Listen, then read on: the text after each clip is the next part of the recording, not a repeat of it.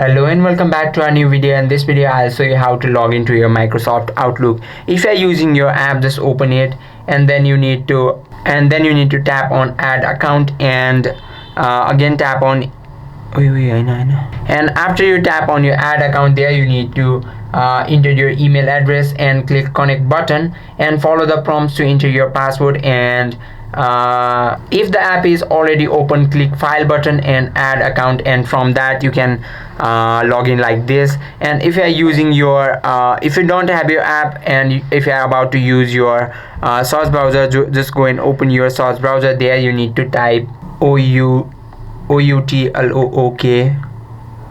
sign in, and this is our Microsoft Outlook. There you need to tap on sign in button, and here you'll have to enter your email address and tap on next button, and then you'll have to enter your password and then tap on sign in button, and that is how you can sign into your Microsoft Outlook. I hope this video helps you out. If you have any questions or queries, just let us know in the comment section. Thank you for watching.